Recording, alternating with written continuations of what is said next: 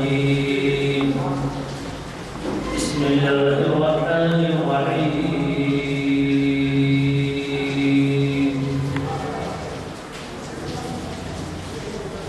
خلق الإنسان من صلصال كالفخار وخلق الجان من مارج من نار فبأي آلاء ربكما تكذبان رب المشرقين ورب المغربين فبأي آلاء ربكما تكذبان مرج البحرين يلتقيان بينهما برزخ لا يبغيان فبأي آلاء ربكما تكذبان يخرج منهما اللؤلؤ والمرجان فبأي آلاء ربكما تكذبان وله الجوار المنشآت في البحر كالأعلام فبأي آلاء ربكما تكذبان صدق الله العظيم. جیسے اعلان کیا گیا جماعت کے بعد کہ آج تاریخ اسلام کی 833ویں نشست کو آپ کے جانے پہچانے اسکالر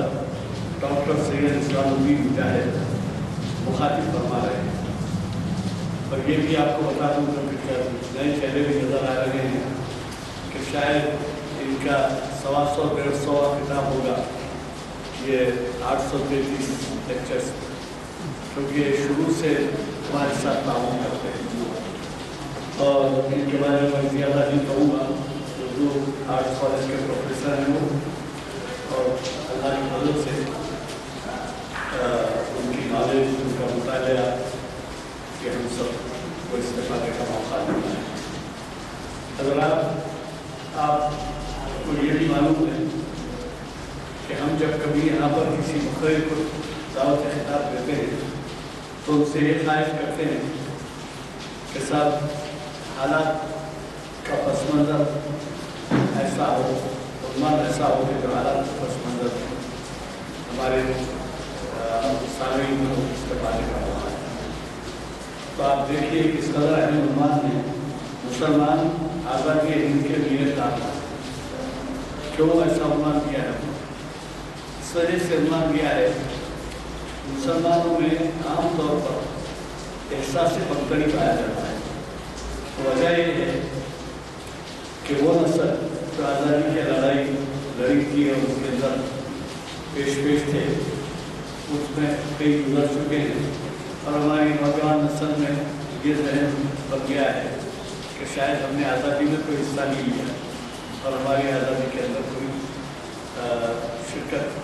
آزادی کی چیزوں جو شرکت نہیں ہوئی کہ ہم دوسروں کے معمول نے کہ ہمارے ملک کو آزاد کرایا. تو آج آپ انہیں زبانی سنیے. میں نہیں کہوں گا کہ اس سے آپ کو کس قدر نقصان ہوا ہے، کیونکہ ہم عملاً تو دوسرے درجے کے شہری نہیں کہہ رہے ہیں. دستور ہند میں ہم کو سب کے برابر رکھ دیا گیا، سب کو ایک ہوتا ہے، لیکن عملی میدان میں امتیاز بہت آ گیا. اور وہ امتیاز سامنے معلوم تھا لیکن آنکھیں بند سامنے آیا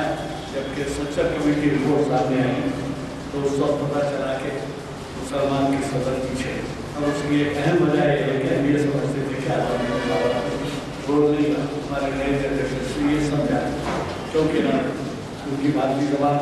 की नज़र भी मुलाजिमतों में उनको रखा गया है, मामूली मुलाजिमतों में वो जुड़े रहे। तो नौजवान हमारा तबका इस वाक़यात से, हकीकतों से बेबना रहा कि हमारे आबा और अजदाद ने कितनी जद्दोजहद की है आज़ादी के लिए। अगर मैं उसके तफसीलात में जाऊँ तो हमारे यहाँ के मुतल्लिक़ के किताबी मसाइल मैं आपको उन्वान की तरफ फिर तवज्जो दिलाता हूँ। मुसलमान आज़ादी इनके मेरे काम और क्यों मेरे काम थे, क्यों लीडरशिप उनकी मुसल्लमा थी और उन्होंने क्या क्या कुर्बानियाँ दी, आप उनकी ज़बान से सुनिए। और उसके बाद ये भी देखिए कि हम कितने हमारे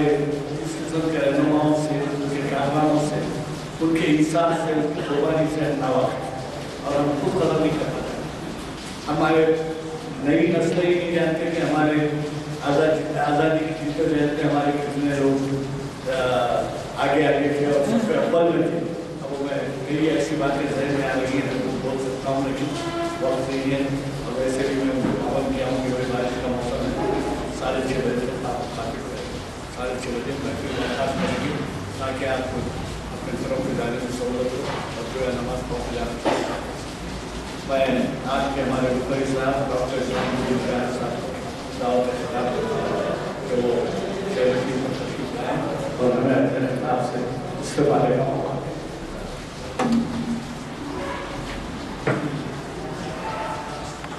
दें। का इमाम बरहक है वही तेरे ज़माने का इमाम बरहक जो तुझे हाजिर व मौजूद से बेजार करे, वक्त के आईने में दिखाकर तुझे रुक़-ए-दोज़ ज़िंदगी तेरे लिए और भी दुश्वार करे। काबिल एहतराम मोहतरम जनाब गुलाम हिफ़्ज़ानी साहब, सीनियर एडिटर और तनवीर दीन महाफिज, बुज़ुर्गान मिल्लत और अज़ीज़ नौजवान साथियों, अस्सलामु अलैकुम रहमतुल्लाहि व बरकातुहू। तारीख़ इस्लाम के 833वीं नशिस्त के लिए जो उन्वान मैंने मुंतखब किया है उसका मुख्तसर तारुफ आपके सामने जनाब गुलाम हिफ़्ज़ानी साहब ने पेश किया है। हर साल 15 अगस्त को हम यौम आज़ादी मनाते हैं, लेकिन ख़ास तौर पर आज़ादी के बाद पैदा होने वाली जो नौजवान नस्ल है, जो नस्ल नौजवान हो चुकी है, वो आज़ादी के हक़ाइक़ से वाकिफ़ नहीं है। और जैसा कि आपके सामने बात आई कि हमारे बुज़ुर्गों ने, हमारे आबा और अजदाद ने इस मुल्क की आज़ादी के लिए जो कुर्बानियाँ दी हैं,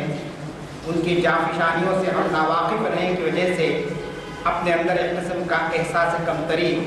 और एहसास शिकस्त खुर्दगी पाते हैं, जिसका नतीजा ये है कि वो तबक़े जिनका आज़ादी में कोई रोल नहीं रहा, बल्कि जिन्होंने साम्राज्य निज़ाम से अहद वफ़ादारी करके मुख्तलिफ मनासिब और ओहदे हासिल किए, आज उनका शुमार मुजाहिदीन आज़ादी में होने लगा। आप जानते हैं कि पार्लियामेंट के सेंट्रल हॉल में एक ऐसी शख्सियत की फ़ोटो या पोर्ट्रेट आवेज़ा है कि जिसने बाज़ाब्ता अंग्रेज़ों के सामने ये कहा था कि मैं अंग्रेज़ का वफ़ादार हूँ, मैं हिंदुस्तानियों के साथ काम नहीं करूँगा और मैं माफ़ी चाहता हूँ गवर्नर जनरल से अगर मुझसे कोई गलती हुई है। तो आप अंदाज़ा लगा सकते हैं कि जो लोग जिनका कोई आज़ादी के इस जद्दोजहद में कहीं पर भी कोई रोल नज़र नहीं आता, वो आज सीना तान कर ये कहते हैं कि हमने इस मुल्क को आज़ाद कराया है। और जिनके बुजुर्गों ने फांसी के फंदों को पर चढ़कर अपनी जानों को कुर्बान कर दिया, उनको कहा जा रहा है कि अगर आप इस मुल्क में रहना है तो फलां और फलां चीज़ पर आपको आमदा होकर ज़िंदगी बसर करनी होगी। तो आज इस मैं गुफ्तगू के अंदर आपके सामने हक़ाइक़ को रखना चाहता हूँ, चंद तारीख़ी हक़ाइक़ को रखना चाहता हूँ, क्योंकि ये एक इल्मी मजलिस है जिस पर आपको गौर व फिक्र करनी चाहिए। सबसे पहली बात तो ये है कि हिंदुस्तान की आज़ादी के जो काफ़िला चला और इसकी जो मुद्दत है वो तकरीबन 150 साल है। आम तौर पर 1857 की गदर को, जिसको हिंदुस्तान की तारीख़ में जंग आज़ादी कहा जाता है, पहली जंग आज़ादी, और अंग्रेज़ों ने जिसको गदर का नाम दिया, ये तसव्वुर किया जाता है कि 1857 में पहली मरतबा ہندوستان کی عوام انگریزوں کے خلاف نبرد آزما ہوئی۔ لیکن اگر تاریخ کا اگر آپ مطالعہ کریں گے تحقیقی نگاہ کے ساتھ تو آپ کو معلوم ہونا چاہیے کہ 1857 سے ٹھیک 100 سال پہلے، 10 20 30 40 سال نہیں بلکہ ٹھیک 100 سال پہلے بنگال کے اندر سراج الدولہ اور میسور کے اندر ٹیپو سلطان نے جام شہادت نوش کیا انگریزوں کے خلاف میں جدوجہد کرتے ہوئے۔ تو اس طریقے سے ایک ایسے وقت جبکہ آزادی کا کوئی تصور ہندوستانیوں کے ذہن کے کسی گوشے میں نہیں تھا،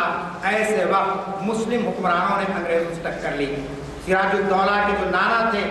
وردی علی خان کا نام ہے، انہوں نے سب سے پہلے انگریزوں کے خلاف میں مورچہ کھولا اور بنگال کے اندر وہ پنجہ آزمائی کرتے رہے۔ اور اس کے بعد پھر آپ دیکھتے ہیں کہ سراج الدولہ نے جس بے جگری کے ساتھ اور جس دلیری کے ساتھ مقابلہ کیا، ایک مورخ لکھتا ہے کہ اگر میر جعفر اور میر صادق ٹیپو سلطان اور سراج الدولہ سے اگر وہ جو ہے نا ان کے خلاف میں نہ جاتے، سازشوں میں شریک نہ ہوتے اور ان کو دغا نہ دیتے تو ہندوستان کی تاریخ ہی کچھ اور ہو جاتی۔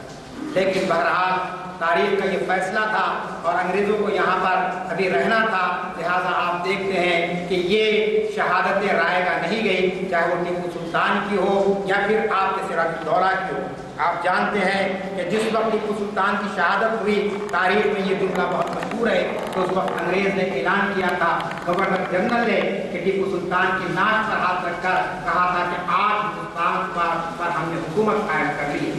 اب کوئی اور طاقت یہاں پوچھنے والی نہیں ہے۔ کیوں کہ جس انداز میں انہوں نے مقابلہ کیا نامتعارف حالات کے اندر، وہ ہمارے سامنے آتی ہے۔ پھر اسی طریقے سے آپ یہ بھی دیکھتے ہیں کہ جن میرے کارواں کا جو لفظ میں نے استعمال کیا، اس کی ایک خاص وجہ، اس کی وجہ یہ ہے کہ مسلمانوں کے لیے ہندوستان کی آزادی صرف ایک سیاسی مسئلہ نہیں بلکہ یہ ان کا مذہبی فریضہ تصور کیا گیا تھا۔ اس وقت علماء کرام نے باضابطہ فتوے دیے اور کہا کہ اس وقت جو سب سے بڑا کام ہم کو کرنا ہے وہ کام انگریزوں کے خلاف کھڑے ہونا ہے۔ کیوں؟ اس لیے کہ مسلمان اور غلامی یہ دو ایک جگہ پر نہیں رہ سکتے ہیں۔ پوری اسلام کی تاریخ کو اگر آپ پڑھیں گے تو آپ کو معلوم ہوگا کہ نبی اکرم صلی اللہ علیہ وسلم کی حیات طیبہ کے اندر ہم دیکھتے ہیں کہ جہاں آپ نے مسجد نبوی میں نماز کا اہتمام کیا، وہیں پر آپ نے صحابہ کرام کی جہاد کی تربیت فرمائی اور آپ نے شرک کے خلاف، ظلم کے خلاف، کفر کے خلاف ایسے حالات میں مقامی ان طاقتوں کو شکست دینے کی جبکہ بظاہر آپ کے پاس کوئی طاقت نہیں تھی، بظاہر آپ کے پاس کوئی قوت نہیں تھی۔ تو یہ سبق مسلمانوں کو اسلام کے پہلے سکھایا گیا کہ غلامی اور مسلمان ایک جگہ پر نہیں رہ سکتے ہیں۔ چنانچہ مسلمان یہ تصور کرتے تھے کہ اس ملک میں جو حکومت ہے، جو سامراجی حکومت ہے، یہ غیروں کی حکومت ہے، یہ ہمارے اپنے ملک کے بھائیوں کی حکومت نہیں ہے، یہاں کے مسائل پر بیرونی طاقت سے قبضہ کر لیا ہے۔ لہذا آپ دیکھتے ہیں کہ یہ تصور سب سے زیادہ مسلمانوں کے سامنے آگے آیا۔ اگر آپ اور تاریخ کے دیکھتے جائیں تو آپ کو یہ بات سمجھ میں آئے گی کہ شاہ ولی اللہ محدث دہلوی رحمۃ اللہ علیہ، جو کہ بہت بڑے عالم، جو بہت بڑے محدث رہے، لیکن انہوں نے خود انگریزوں کے خلاف میں اعلان جہاد کیا اور 1731 کے اندر انہوں نے باضابطہ ایک تحریک شروع کی، جس تحریک سے آپ دیکھتے ہیں کہ پورے ہندوستان کے اندر نہیں بلکہ افریقہ اور دیگر ممالک کے اندر، وہاں کے رہنے والوں کے اندر آزادی کی ایک طرف پیدا ہوئی اور ملک کو آزاد کرانے کے لیے بیرونی طور پر بھی سرگرمیاں شروع ہوئی۔ چنانچہ اس دور میں جبکہ وہ ابتدائی دور تھا، 52,000 علماء شہید کیے گئے ہیں۔ آپ اندازہ کیجئے کہ بالکل ابتدائی مرحلے میں جبکہ ابھی کوئی ایسی قوت یہاں پر نہیں بنی تھی اور انگریز کا دبدبہ اور انگریز کی سلطنت کا یہ عالم تھا، یہ اعلان کیا جاتا تھا کہ برطانوی سلطنت کا سورج کبھی غروب نہیں ہوتا ہے۔ ایسے وقت آپ جانتے ہیں کہ ہمارے علماء کرام نے یہ یعنی آزادی کے اس قافلے کو آگے بڑھایا اور پھر شاہ ولی اللہ کے بعد ان کی درسگاہ کے بہت ہی قابل ترین شخصیت حضرت عبدالعزیز دہلوی رحمۃ اللہ علیہ نے انگریزوں کے خلاف میں باضابطہ فتویٰ جاری کیا اور کہا کہ یہ وقت ممبروں پر بیٹھ کر، مدرسوں میں بیٹھ کر قال اللہ اور قال رسول کی تعلیم دینا نہیں ہے، بلکہ اس طاقت کے خلاف میں لڑنا ہے جس طاقت نے لوگوں کو غلام بنا کر رکھ دیا ہے، ان کے افکار، ان کے خیالات، ان کے جسموں پر اپنی حکمرانی قائم کر دی ہے۔ چنانچہ آپ دیکھتے ہیں کہ حضرت شاہ ولی اللہ رحمۃ اللہ علیہ اور حضرت شاہ عبدالعزیز رحمۃ اللہ علیہ کی یہ تحریک چلتی رہی، اور ان حضرات کے دنیا سے جانے کے بعد آپ دیکھ ایسے بڑے بڑے جلیل القدر علماء کے نام ہم کو تاریخ میں ملتے ہیں کہ جنہوں نے تقریباً 100 سال تک بغیر یعنی بہت بڑی طاقت کے، بہت مختصر طاقت کے ساتھ انہوں نے انگریزوں سے ٹکر لی اور انگریزوں سے مقابلہ آرائی کی، اور اس کے نتیجے میں آپ دیکھتے ہیں کہ مختلف علاقوں کے اندر چھوٹے چھوٹے یعنی قافلے نکلتے تھے اور ان کے خلاف میں یہ مورچہ بندی کی جاتی تھی۔ پھر اس کے بعد جیسا کہ میں نے آپ سے کہا کہ سراج الدولہ اور ٹیپو سلطان کی جدوجہد کا آغاز ہوتا ہے۔ سراج الدولہ جو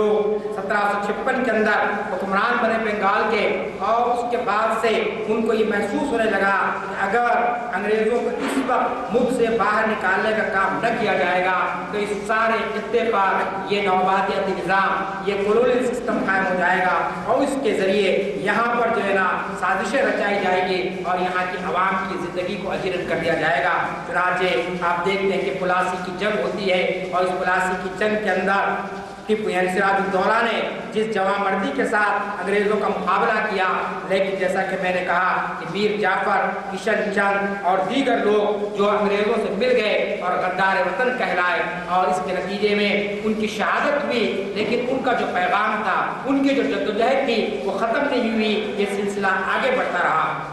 اسی طریقے سے ٹیپو سلطان کے تعلق سے مختصر میں آپ کو بتا دوں کہ یہ جو میسور کے حکمران تھے اور وہ انگریزوں کے لیے بہت بڑا چیلنج بن چکے تھے۔ انگریز یہ محسوس کر رہے تھے کہ جب تک کہ یہ شخصیت اس علاقے میں رہے گی ہم اپنے اقتدار کو مضبوط نہیں کر سکتے ہیں۔ چنانچہ انگریزوں نے ان کے خلاف میں سازشیں کی، وقت کے نوابوں کو انہوں نے اپنا ہمنوا بنانے کی کوشش کی، اور اس طریقے سے وہ آگے بڑھتے گئے۔ لیکن ٹیپو سلطان نے بھی 1799 میں ایسا معرکہ آرائی کی کہ جس کے نتیجے میں انگریز بھاگ کھڑے ہوئے، لیکن یہاں بھی سازشیں ہوئی، یہاں بھی غداری ہوئی، جس کے نتیجے میں ٹیپو سلطان کی شہادت ہوئی۔ اور ٹیپو سلطان کا وہ جملہ آپ نے تاریخ میں پڑھا ہے، انہوں نے کہا تھا کہ شیر کی ایک دن کی زندگی لومڑی کے 100 سال سے بہتر ہے۔ یہ جذبہ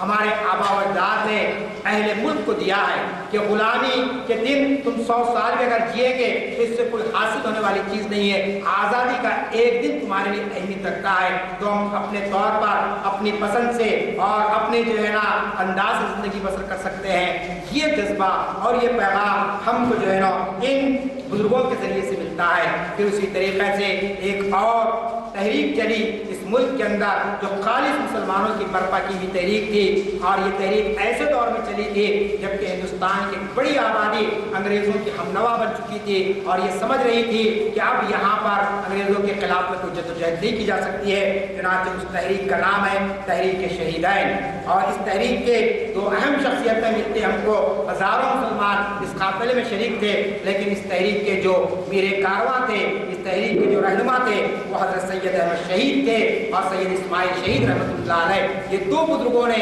اس تحریک کو اس انداز میں چلایا کہ آج بھی تاریخ اس بات کی گواہی دیتی ہے کہ اگر یہ تحریک مجاہدین اور یہ تحریک شہیدین کا آغاز اس دور میں نہیں کیا جاتا تو لازمی چیز ہے کہ بعد کے ادوار میں ہندوستان کی عوام کو آزادی کیا ہے اور آزادی کی کتنی اہمیت ہے یہ تصور ان کے سامنے نہیں آتا تھا۔ چنانچہ تحریک شہیدین نے جس انداز سے کام کیا ان کا سب سے بڑا کارنامہ یہ تھا کہ انہوں نے افراد سازی کی، لوگوں کے ذہن میں یہ بات بٹھائی کہ جب تک کہ تم آزاد نہیں ہوگے اس وقت تک کہ تمہاری جو ہے نا ساری سرگرمیاں کبھی بھی ختم ہو سکتی ہے۔ عام طور پر یہ تصور تھا مسلمانوں کے اندر کہ ہم نماز پڑھ لیں گے، ہم روزہ رکھ لیں گے، ہم کچھ دین کے کام کر لیں گے۔ ایسے وقت حضرت سید احمد شہید اور اسماعیل شہید نے یہ نعرہ دیا کہ یہ کام تو بحیثیت مسلمان کہ تم کو کرنا ہے، لیکن اس کے ساتھ ساتھ تم کو ان طاقتوں کے خلاف میں لڑنا ہے۔ چنانچہ ہتھیار جمع کیے گئے، باضابطہ فوج بندی کی گئی، لوگوں کو تربیت دی گئی عسکری انداز میں، اور پھر ایک بہت بڑا معرکہ ہوتا ہے جس کو تاریخ میں بالاکوٹ کا معرکہ کہتے ہیں۔ 1831 میں یہ معرکہ ہوا اور اس میں سکھوں اور مسلمانوں کے درمیان میں ایک زبردست پورے جنگ ہوتی ہے، اور سکھوں کے ساتھ انگریزوں کی پشت پناہی کی سکھوں کے ساتھ، اور انہوں نے اس طریقے سے مسلمانوں کو وہاں پر بہت زیادہ جو ہے نا پریشان کرنے کی کوشش کی، لیکن اس کے باوجود آپ دیکھتے ہیں کہ تحریک شہیدین کے اندر یہ قائدین شہید ہو گئے، لیکن ان کی جدوجہد مسلمانوں کے اندر اور اہل وطن کے اندر ایک نئی روح اور ایک نیا عزم پیدا کرتی ہے، اور اس کے بعد مسلمان اپنی اسلامی تہذیب، ان کے تمدن کی بقا کا تحفظ کرنے میں کامیاب ہو جاتے ہیں۔ تو آپ اندازہ کر سکتے ہیں تاریخ کے ہر موڑ پر اور تاریخ کے ہر دور کے اندر ہم دیکھتے ہیں کہ مسلمانوں نے اس ملک کی آزادی کے لیے نہ صرف رہنمائی کی بلکہ وہ خود میدان عمل میں آئے۔ ایسا نہیں ہے کہ کچھ مشورے دے دیے، کچھ ہدایتیں دے دی گئی، بلکہ خود وہ اپنے طور پر میدان عمل میں آئے اور انہوں نے مورچہ سنبھالا اور انہوں نے بہادرائی کی۔ پھر یہ تحریک آزادی کے اندر ہم کو بعض خواتین کی بنا ملتے ہیں۔ لکھنؤ میں آپ جانتے ہیں بیگم حضرت محل تھی جنہوں نے 1856 میں انگریزوں کے خلاف نبرد آزمائی کی۔ ایک خاتون ہوتے ہوئے انہوں نے یہ محسوس کیا کہ انگریز یہاں کے وسائل پر قابض ہو گئے ہیں، یہاں کی عوام کو وہ غلام بنائے ہوئے ہیں اور یہاں کی عوام حقیقی آزادی سے محروم کر دی گئی ہے۔ چنانچہ آپ دیکھتے ہیں کہ بیگم حضرت محل کی بھی اس ملک کی آزادی کے لیے بڑی قربانیاں رہی ہے، اور انہوں نے کوئی معاملت قبول نہیں کی، جبکہ سامراجی طاقتوں نے ان کو مختلف قسم سے لالچ دیا، کہا کہ ہم آپ کی مالی امداد کریں گے، ہم آپ کو جو ہے نا آپ کی سلطنت کو نہیں چھیڑیں گے، لیکن ایسے وقت بھی آپ جانتے ہیں کہ انہوں نے برابر اپنا آزادی کے لیے حصہ ادا کیا۔ پھر تاریخ میں اہم موڑ آتا ہے جس کا ذکر میں نے آپ کے سامنے کیا، 1857 کی پہلی جنگ آزادی۔ اس پہلی جنگ آزادی کے میں کون سرخیل تھے، کون اس کے رہنما تھے؟ آپ جانتے ہیں کہ وہ شخصیت تھی مغلیہ سلطنت کا آخری ٹمٹماتا ہوا چراغ، یعنی آپ جانتے ہیں کہ بہادر شاہ ظفر۔ بہادر شاہ ظفر نے ایسے وقت انگریزوں کے خلاف میں ٹکر لی جبکہ ان کی حکومت ختم ہو گئی تھی، یہاں پر ان کی جو ہے نا کوئی زیادہ سیاسی طاقت بھی نہیں تھی، کوئی فوجی طاقت بھی نہیں تھی، لیکن انہوں نے بہرحال اپنی ذمہ داری کو محسوس کیا، اور دہلی کی عوام کو کا ان پر اعتماد تھا، ان کا بھروسہ تھا، اور دہلی کی عوام نے، میرٹھ کی عوام نے اور یو پی کے مختلف علاقوں کے لوگوں نے بہادر شاہ ظفر کو اپنا بادشاہ بنانے کا اعلان کیا اور کہا کہ ہم آپ کے ساتھ رہیں گے اور اس بڑی طاقت سے مقابلہ کریں گے۔ چنانچہ بہادر شاہ ظفر نے میدان میں آئے اور کس طریقے کا مقابلہ کیا آپ جانتے ہیں کہ زندگی کے آخری لمحات میں ان کو قید کیا گیا اور رنگون کی جیل میں ان کو بند کر دیا گیا، اور وہیں پر ان کا انتقال ہو گیا۔ اور ان کا وہ مشہور شعر آپ کو یاد ہوگا کہ بہادر شاہ ظفر نے آخری وقت یہ کہا تھا، کتنا بد نصیب ہے ظفر کہ 2 گز زمین ہے میری کوئے یار میں۔ تو یہ وطن سے دور ان کا یعنی ان کی قبر بنی، وطن سے دور ان کو دفن کر دیا گیا۔ انہوں نے اتنی بڑی قربانی اس ملک کی آزادی کے لیے دی۔ وہ چاہتے تو کسی ملک کو فرار ہو جاتے، چاہتے تو کسی ملک کے اندر اپنے لیے جو عائش کا سامان کر لیتے، لیکن انہوں نے ہندوستان کی جنگ آزادی کے اندر یہ رول ادا کیا۔ چنانچہ 1857 کی غدر کی ناکامی کے بعد انگریزوں نے یہ محسوس کیا کہ مسلمان ہی دراصل اس پوری یعنی فوجی مہم کے پیچھے ان کا ہی دماغ کام کر رہا ہے، یہی سرگرم ہے۔ لہذا آپ جانتے ہیں کہ اتنی یعنی مسلمانوں کی تباہی 1857 کے بعد ہوئی کہ مورخ لکھتا ہے کہ دہلی کے اندر جہاں کوئی مولوی نظر آتا، جہاں کوئی داڑھی والا نظر آتا، اسے پھانسی کے پھندے پر چڑھا دیا جاتا۔ 80,000 سے زائد مسلمان صرف دہلی کے اندر قتل کیے گئے 1857 کے غدر کے بعد۔ یہ صورتحال ہمارے سامنے پیدا ہوتی ہے۔ پھر اسی کے ساتھ ساتھ آپ جانتے ہیں کہ یہ جو غدر کی ناکامی ہوئی اور اس کے بعد مسلمان یعنی انگریزوں کا جو غصہ تھا وہ پورا کا پورا مسلمانوں پر تھا، اور انگریز یہ محسوس کرنے لگے کہ جب تک کہ مسلمانوں کو تہہ تیغ نہ کیا جائے گا، جب تک کہ مسلمانوں کو جو ہے نا زندگی تنگ نہیں کر دی جائے گی، اس وقت تک کہ ہم آزادی کی کامیابی حاصل نہیں کر سکتے ہیں۔ پھر آپ دیکھتے ہیں کہ آزادی کا یہ قافلہ ایک تاریخ ساتھ موڑ پر آ گیا، اور وہ موڑ تھا 1885 کا۔ آپ جانتے ہیں کہ 1885 میں कांग्रेस का क़याम अमल में आया। इंडियन नेशनल कांग्रेस कायम हुई 1885 में, जिसको एक अंग्रेज ने कायम किया था, जिनका नाम था AOU। कांग्रेस के क़याम का मकसद क्या था? आप किसी भी स्कॉलर से पूछ लीजिए, किसी भी मुहक्किक से पूछ लीजिए, इब्तिदाई दौर में कांग्रेस के क़याम का मकसद मुल्क की आज़ादी नहीं था,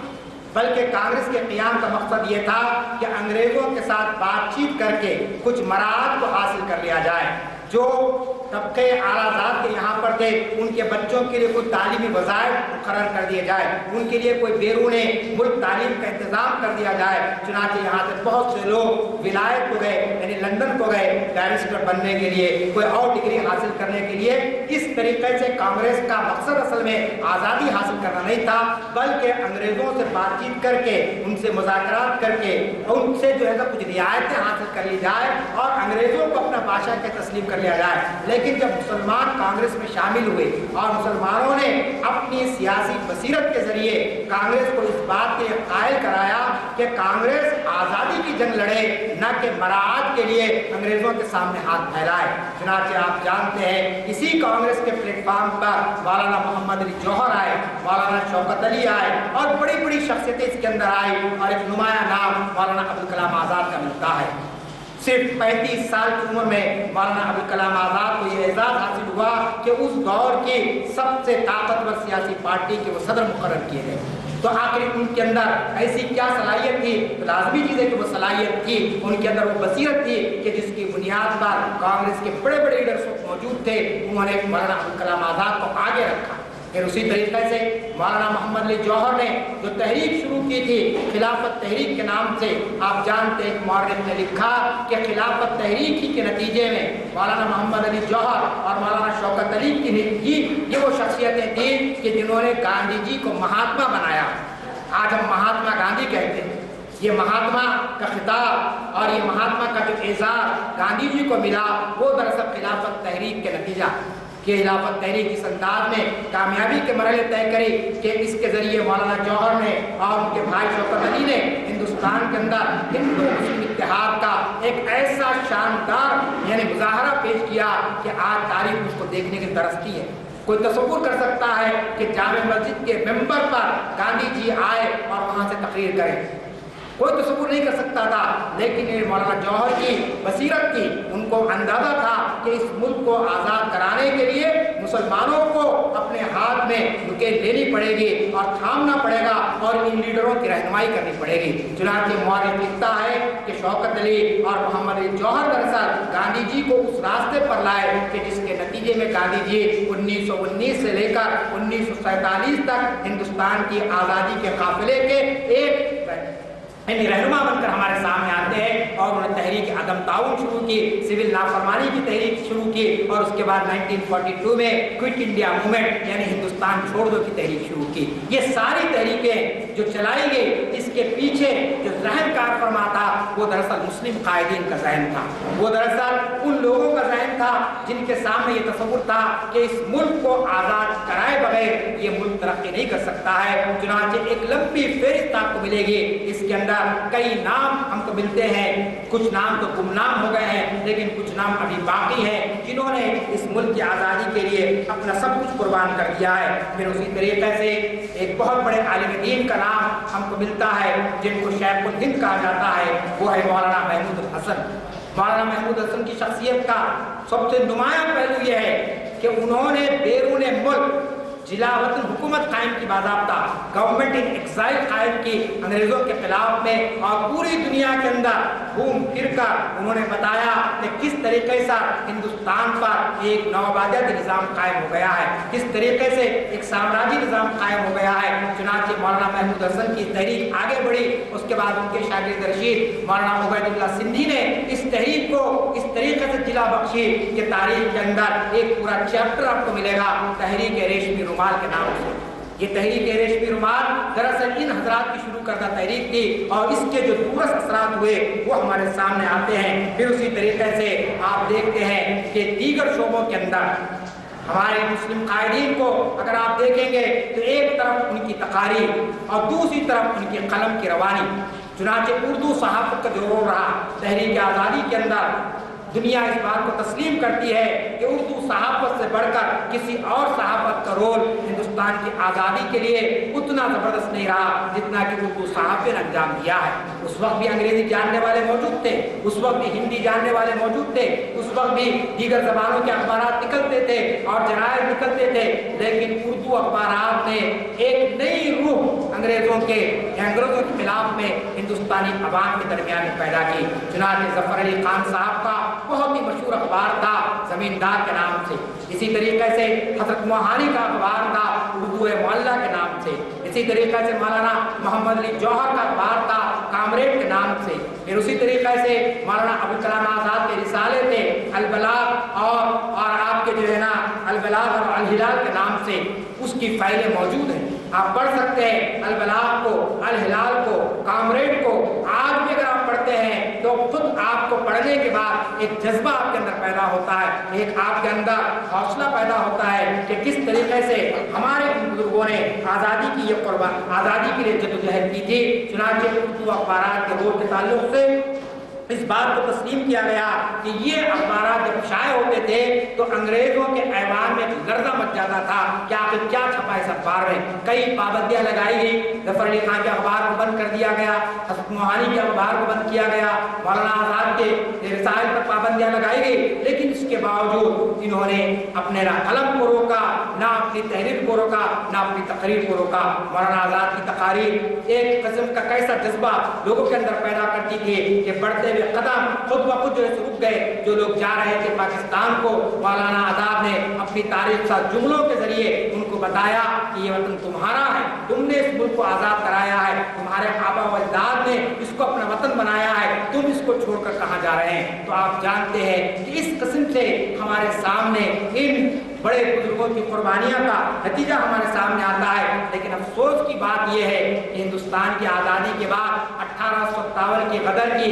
150 سالہ تقاریب منائی گئی، پارلیمنٹ کے اندر اجلاس ہوا باضابطہ، اور اس اجلاس کے اندر مسلمانوں کو کوئی تذکرہ نہیں آتا ہے، یہ نہیں کہا جاتا ہے کہ 1857 کے اندر مسلمانوں نے یہ قربانیاں دی ہے۔ پھر اس کے بعد آزادی کی گولڈن جوبلی منائی گئی، اب تو آزادی کے 70 سال ہو گئے ہیں، 50 سال جب مکمل ہوئے تھے اس وقت پارلیمنٹ کا خصوصی سیشن طلب کیا گیا اور اس کے اندر تقاریب ہوئی، ایک جشن کا ماحول پیدا کیا گیا، لیکن اس وقت بھی آپ جانتے ہیں کہ مسلم مجاہدین کا کوئی تذکرہ اس ایوان کے اندر نہیں کیا گیا، جہاں پر کیا جاتا تو تاریخ اس کو ریکارڈ کے طور پیش کر سکتی۔ آپ جانتے ہیں ہندوستان کے اندر گولڈن جوبلی منائی جاتی ہے، آزادی کی ہندوستان کے اندر 1857 کی یاد منائی جاتی ہے، اسی طریقے سے دیگر تقاریب منائی جاتی ہے، لیکن اس پر توجہ نہیں دی جاتی ہے کہ مسلمانوں کی قربانیاں کتنی اہم تھی، اور مسلمان اس وقت نہیں جاگتے تو آج جو ہندوستان کی صورتحال کیا ہوتی۔ بات یہیں پر ختم نہیں ہوتی ہے، بات یہاں تک آ گئی ہے کہ اب مسلمانوں کی قربانیوں کو تاریخ کے صفحات سے ختم کرنے کی کوشش کی جا رہی ہے۔ یہ خطرناک رجحان آج سے 10-20 سال پہلے نہیں تھا۔ جو کچھ تاریخ میں موجود ہے، جتنا کچھ بھی ہے، اس کو بہرحال پڑھایا جا رہا تھا، اس کو سمجھایا جا رہا تھا، اس کو عام کیا جا رہا تھا، لیکن اب جو گنے چنے نام باقی رہ گئے ہیں، اب جو گنے چنے مسلمانوں کے جو کارنامے باقی رہ گئے ہیں، اب اس کو ختم کر کے دوسری چیزوں کو تاریخ میں شامل کیا جا رہا ہے۔ چنانچہ آپ جانتے ہیں کہ مسلمان علماء کی خدمات ہو، صحافیوں کی خدمات ہو، یا میدان عمل میں آ کر جنہوں نے اپنی قربانیاں دی ہیں، ان کو ایک حرف غلط کی طرح بٹھا دیا جا رہا ہے۔ آپ جانتے ہیں اگر یہ کام ہوگا تو پھر آنے والی مسلم نسلوں کی ذہنی کیفیت کیا ہو جائے گی، وہ کتنے مایوسی کا شکار ہو جائیں گے اور کتنا جو ہے نا اپنے آپ کو احساس کمتری محسوس کریں گے۔ اس لیے ان محافل کی اہمیت ہے، ان محافل کی افادیت اور اہمیت اس لیے نہیں ہے کہ صاحب ہم ماضی کو آپ کے سامنے بیان کر کر اس پر کوئی فخر کا اظہار کریں۔ آپ جانتے ہیں کہ تاریخ قوموں کا حافظہ ہوتی ہے، جو قوم اپنی تاریخ سے واقف نہیں ہوتی ہے خود بخود اس کے اندر احساس کمتری پیدا ہو جاتا ہے۔ اگر آپ کے سامنے حضرت اسماعیل علیہ السلام کی قربانی نہ ہوتی تو لازمی چیز ہے آپ بقرعید مناتے ہوئے اس جذبے کا اظہار نہ کرتے جو جذبہ حضرت ابراہیم علیہ السلام اور اسماعیل علیہ السلام نے پیش کیا۔ ہمارے ذہن کے کسی نہ کسی گوشے میں قربانی کرتے وقت یہ بات ذہن میں آتی ہے کہ آج ہم جانور کی قربانی کر رہے ہیں، کل اگر وقت آئے گا اللہ کے دین کے لیے ہم اپنی جان کو بھی قربان کریں گے۔ یہ جذبہ یقیناً آتا ہے ہر فرد فرد کے اندر یہ فطری بات ہے۔ اگر آپ تاریخ کو پڑھیں، اگر آپ ابراہیم علیہ السلام کی سیرت کو پڑھیں گے، حضرت اسماعیل کی سیرت کو پڑھیں گے تو یہ جذبہ آپ کے اندر پیدا ہوگا۔ اگر امام حسین کی شہادت کو آپ پڑھیں گے تو آپ کے اندر جذبہ پیدا ہوگا کہ اسلام کے لیے کیسے آپ نے قربانی دی ہے۔ اسی طریقے سے جس طریقے سے ہم انبیاء کی تاریخ کو پڑھتے ہیں، جس طریقے سے ہم صحابہ کرام کی تاریخ کو پڑھتے ہیں، جس طریقے سے ہم اولیاء کرام کی تاریخ کو پڑھتے ہیں، اسی طریقے سے ضرورت اس بات کی ہے کہ ہمارے اس ماضی قریب کے جو بزرگوں نے اس ملک کی آزادی کے جو قربانی دی ہے، جو شہادتیں دی ہے، ان کی شہادتوں کا بھی ذکر ہونا چاہیے، ان کی قربانیوں کا بھی ذکر ہونا چاہیے۔ بڑے افسوس کی بات ہے کہ 50 سال ہم اس جھگڑے میں گزار دیے کہ ہندوستان کا جھنڈا کسی دینی مدرسے میں چڑھانا چاہیے یا نہیں چاہیے، کیا ہم کو یوم آزادی منانا چاہیے یا نہ منانا چاہیے۔ بہت سے انتہا پسندوں نے اپنی عدم معلومات کی بنیاد پر، تاریخ سے ناواقفیت کی بنیاد پر لوگوں کے اندر یہ ذہن پیدا کر دیا کہ مسلمان آج بھی غلام ہیں، آزادی کے اندر مسلمانوں کو کوئی حصہ باقی نہیں رہا ہے، مسلمانوں نے آزادی کے لیے کوئی جدوجہد نہیں کی ہے۔ لیکن میں نے آپ کے سامنے اس مختصر گفتگو کے اندر بتا دیا کہ حضرت شاہ ولی اللہ رحمۃ اللہ علیہ سے لے کر مولانا ابوالکلام آزاد تک تاریخ کا کوئی صفحہ ایسا نہیں ملے گا کہ جہاں پر ہمارے آبا و اجداد کی قربانیوں کا ذکر نہ ہوتا ہو۔ صحافت کے میدان سے لے کر سیاست کے میدان تک آپ کو ایک لمبی فہرست مسلمانوں کی قربانیوں کی آپ کو نظر آتی ہے، لیکن افسوس کی بات یہ ہے کہ آج اس کا ذکر نہیں کیا جاتا ہے، ان حقائق کو پیش نہیں کیا جاتا ہے، اور جب پیش نہیں کیا جاتا ہے تو پھر فریق مخالف کو یہ موقع مل جاتا ہے کہ وہ تعصب اور جانبداری سے کام لیتے ہوئے حقائق کو مسخ کر کے دنیا کے سامنے پیش کریں۔ جب ہم خود اپنی تاریخ سے واقف نہیں رہیں گے تو لازمی چیزیں کہ سامنے والا ہماری تاریخ کو مسخ کر کے پیش کرے گا، حقائق کو توڑ مڑوڑ کر پیش کرے گا۔ اور آج صورتحال یہی ہو گئی ہے کہ جیسا کہ میں نے آپ سے کہا کہ حضرت شاہ ولی اللہ رحمۃ اللہ علیہ کو چھوڑیے، شاہ عبدالعزیز کی قربانی کو آپ یاد نہیں رکھتے ہیں کوئی بات نہیں، اور اسی طریقے سے تحریک شہیدین کے تعلق سے آپ اگر معلومات نہیں رکھتے کوئی بات نہیں، لیکن کم از کم خلافت تحریک کے تعلق سے ہمارے نوجوانوں کو معلوم ہونا چاہیے، ریشمی رومال کی تحریک کے تعلق سے ہمارے نوجوانوں کو معلوم ہونا چاہیے، ہمارے نوجوانوں کو یہ بات معلوم ہونی چاہیے کہ کانگریس کے پلیٹ فارم پر رہ کر مسلمانوں نے کس طریقے سے اس ملک کی آزادی کے لیے متحدہ کوشش کی ہے۔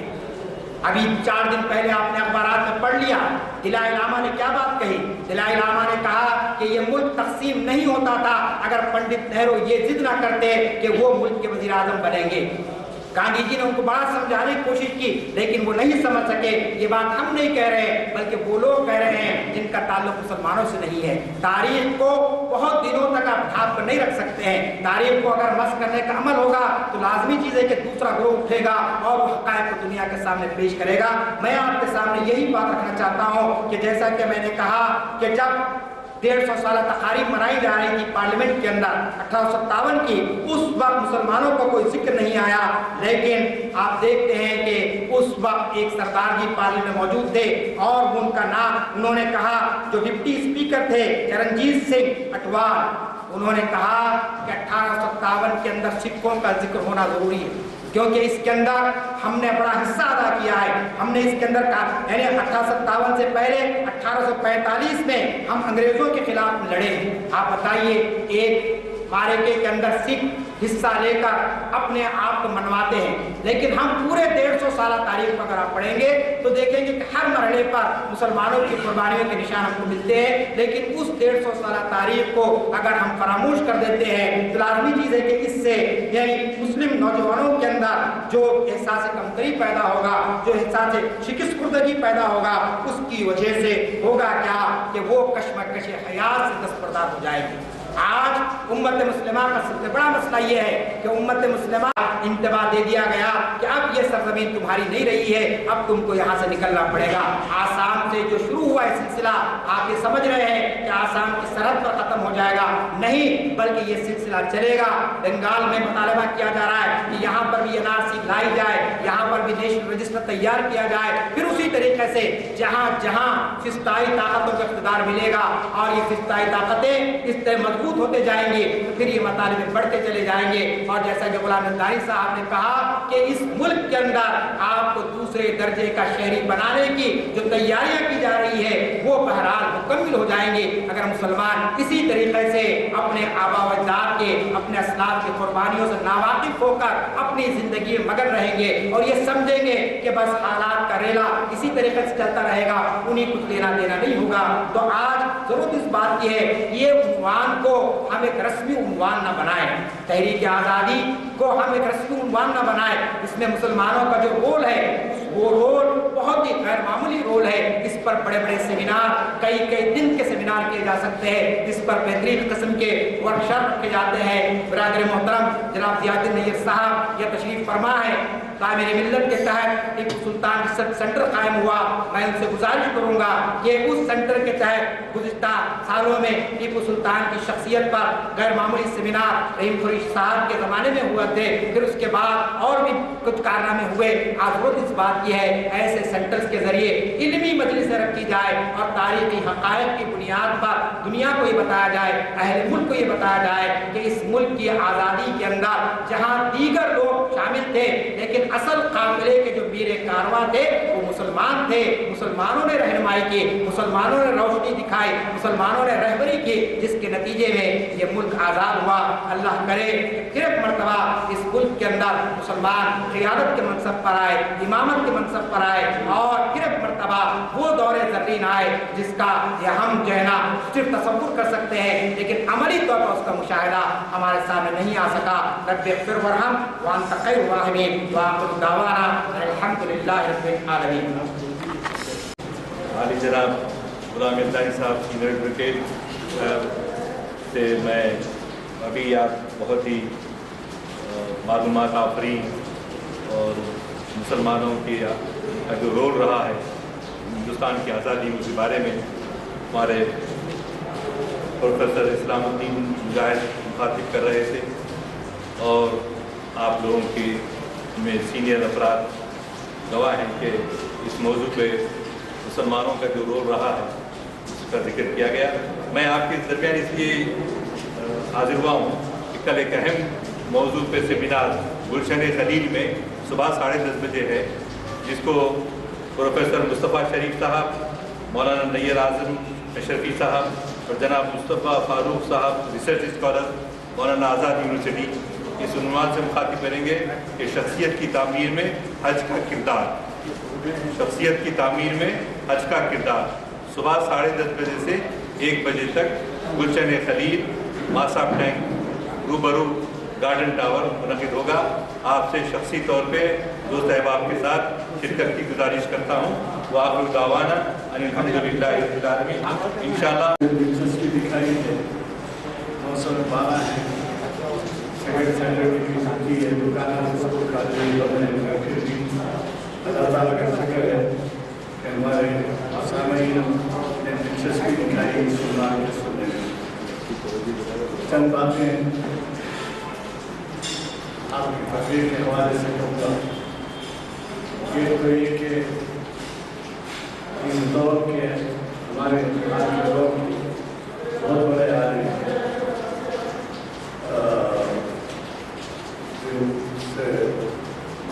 नजवाज मशहूर और उनके किताबात के बाद बहुत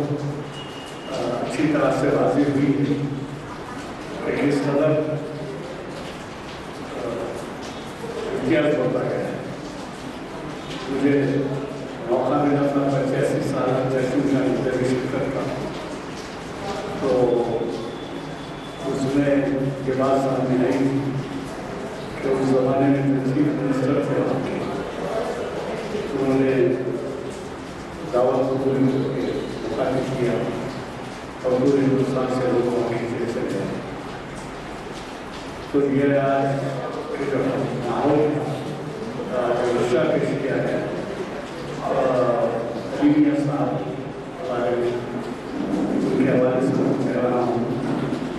कि वाक़या जो हुआ 85 साल जश्न पूरे हिंदुस्तान से लोग बुलाए और अली मियाँ ने वो ऐसे वक्त पर किया जबकि बहुत गुना होना चाहिए इस पर। और हालत ये थी कि दायरे के ऊपर 60 कुर्सियां रखी हुई थी जिसमें यूनुस सलीम साहब डिप्टी मिनिस्टर रेलवे सेक्टर की नुमाइंदगी की। और ये जो नक्शा आज पेश किया गया है अली मियां साहब ने उसके बारे में बताया। मैं समझता हूँ 85 की बात बनाया गया हैदराबाद से भी 100 हो गए। और जो हमारे उस वक्त के चीफ मिनिस्टर थे वो ये बदनाम हो गए थे कि मुसलमान की हिमायत कर रहे हैं। एक वाक़ा सुना तो आपको हैदराबाद में अभ्यास वैसे की सूरत और उनका और खुद गेट के पास खड़े रह के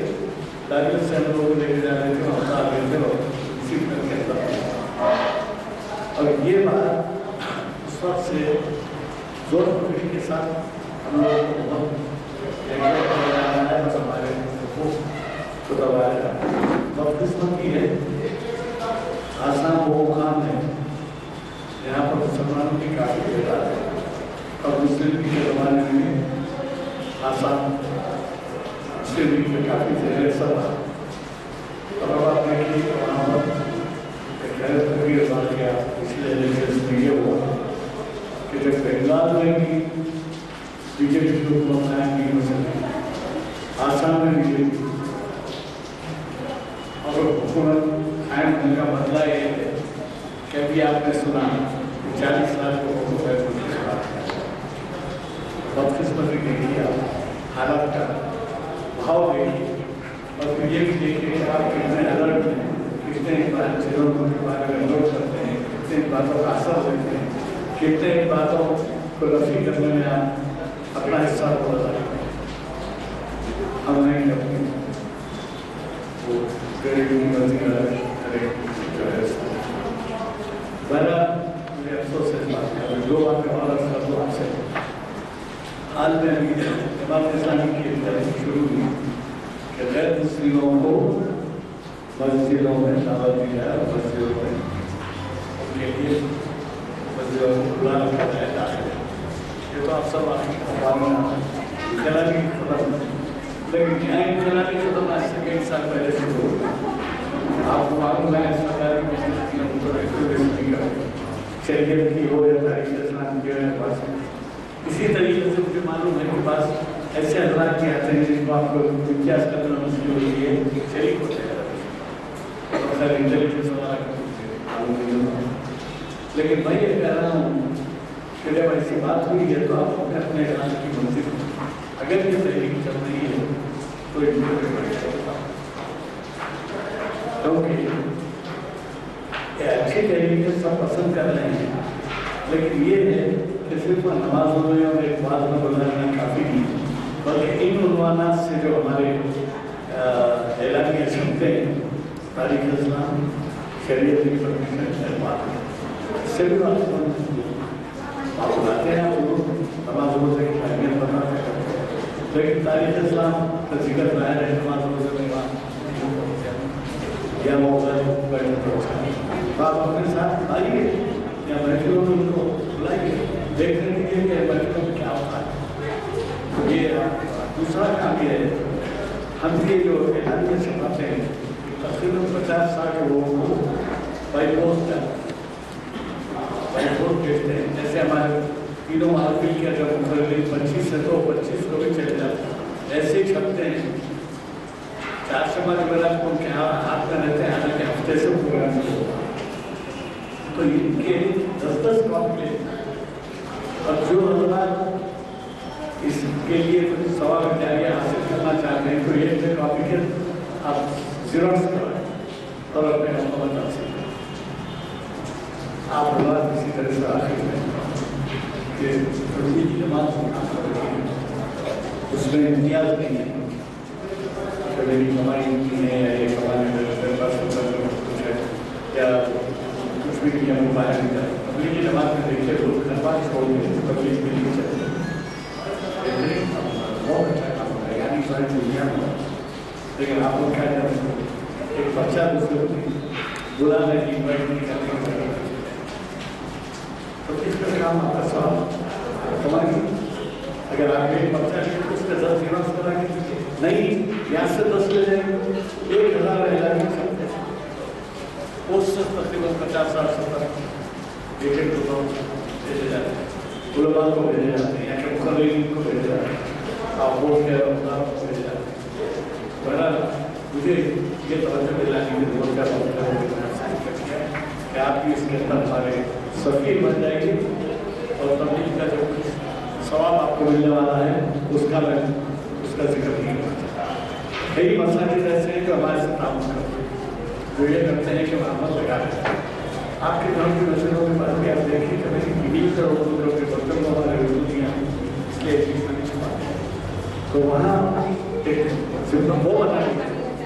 उसूल क्या आप आए ना आए वो मस्जिद है तो आपको मस्जिद को रखना चाहिए और उसमें ये इसका पता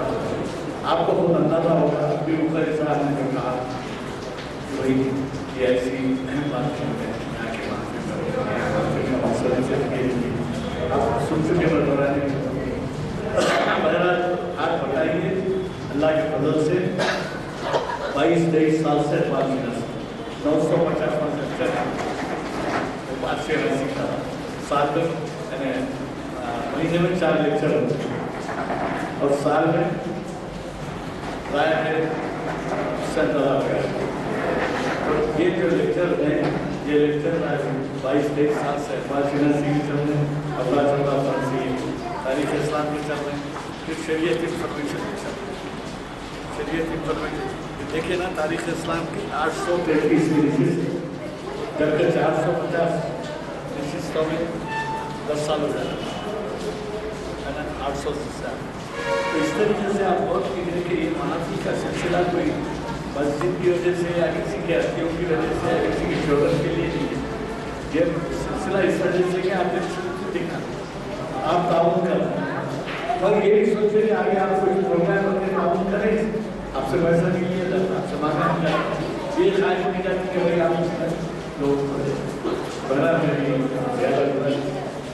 मुनासिब नहीं है, बारिश का मौसम है, बाद लोग को जाना चाहिए। और आपको ये भी सुना कि इस कुर्बान खिताब के बाद उसके ऊपर ज़्यादा कहना मुनासिब नहीं है। अलबत्ता इतने का मौलाना आज़ाद का जो हवाला दिया गया है और कुर्बान तरीके से उनके हालात ज़िंदगी बयान किए। आपको तो ये भी मालूम है मेरे यहाँ करने की जरूरत क्या है, अहलिया का इंतकाल हुआ जेल में क्या है क्या इस्लाम के हिसाब से किया अहलिया कहाँ इस्लाम की हमारे मौलाना अब्दुल कलाम आज़ाद जो है जेल में तो मैयत में शिरकत के लिए जब उससे ख्वाहिश की गई तो उन्होंने कहा कि मुझे मैं जेल में नहीं आ सकता, और उन्होंने ये कहा कि आप बैरोड में जा सकते। बैरोड का मतलब इतना है जिम्मेदारी इतने घंटे के अंदर आपके वापस आएंगे तो जिम्मेदारी लेना हो सकता। तो उन्होंने कहा मुझे चुनाचे होती एलिया की कोई हिस्सा नहीं होती, सही है। खिड़की में से देखे जनाजे को, जेल की खिड़की में से जनाजे को आपने देखा, जेल की खिड़की से जनाजे में होता है अपना कि क्या जज्बात है और हम कहाँ हैं, हमारा क्या जज्बा है। बहरहाल बातें बहुत हैं, अभी घर की तफसीस होने के बाद गैर मजाक की बातें आपका सिलसिला जारी और इस पर ऐसा प्रोग्राम बनाना है कि जब आप बाहर नहीं जा सकते तबलीग अपने एक्टिविटी का जुज़ बना लीजिए। और जैसे मैंने कहा और आखिरी बात ये करना ज़्यादा से ज़्यादा नौजवान एक आदमी एक नौजवान को लाया तो अगर 30-40 आते हैं तो उससे हो जाए एक नौजवान क्योंकि उसके बारे में बहुत कुछ कहना है मगर शरीयत की विषय के शरीयत की कन्वर्जन सर्विस का आगाज कैसा हो मालूम बालियान में मैं सुबह में बहुत करना 2 लड़के मेरे पास आए आके बोले साहब वो आपके पास नासी की बैठी और बुधारी के साथ शरीर को लेकिन वो बड़ा दुल्हन में आपके हमारे सरों में से और हजारों में से बैठी और मकली वाला तो आपसे कुछ अर्ज करना है। 2 बच्चे हम सब बारिश के अल्लाह बोली है सब उनसे आगों का है एक लड़का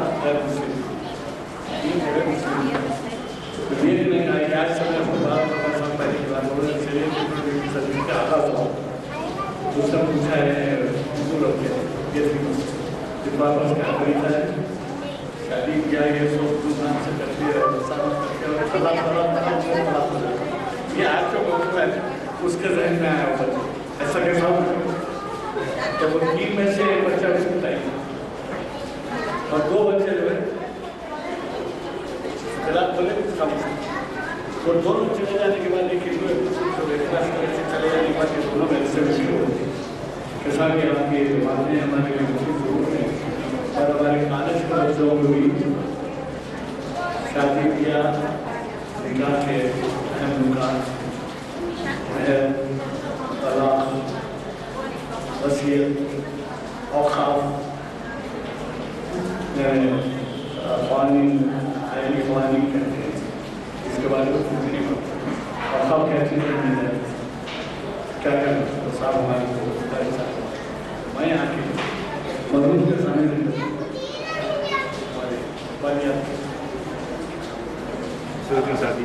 हाँ मस्टरदी शादी साहब ज़माने में मुखातिब करते थे, वो मुझसे नहीं कहना कि बहुत बड़े हाथ और भी बड़ी मैं उनसे जब जिक्र किया तो उन्होंने कहा ऐसा कि तीसरी में तारीख के साथ वगैरह चल रहे तो बोले क्या करना, तो बोले आप ऐसा करिए, उनका क्या होना शरई इंफॉर्मेशन सर्विस। अब आप तारीख के साथ देखिए आपके पास वो है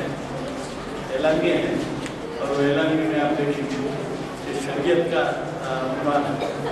सदे नाम शरीयत इंफॉर्मेशन सर्विस की ये 726वीं नशिस्त है, 450 10 साल हो गए। तो उस वजह से हम जो है शरीयत इंफॉर्मेशन नौजवानों की बात की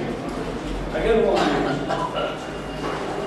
तो इसका भी ख्याल रहेगा उन लोगों के गोली सूद के खिलाफ जो चबूतरा ऑपरेशन शुरू करेंगे वो किस सदर गलत है और किस रास्ते पर जा रहे हैं, इससे ज़्यादा नहीं होता है। क्योंकि चबूतरा ऑपरेशन में पकड़ रही पुलिस मुसलमान लोग मंदिर पर जमा हो जाते हैं, चबूतरों पर बैठते ज़्यादातर सही होता है। सीधी बात करते उनके मुकाबले में ये होगा ईशा की नमाज हो जाए, और ईशा की नमाज में मस्जिद में घुसते ही चबूतरों में खबसा, अब चबूतरों में लो लाला क्या क्या बोलूँ मैं आपको, ग्रुप के भी अरेंजमेंट होते हैं, कोई नौजवान बच्चा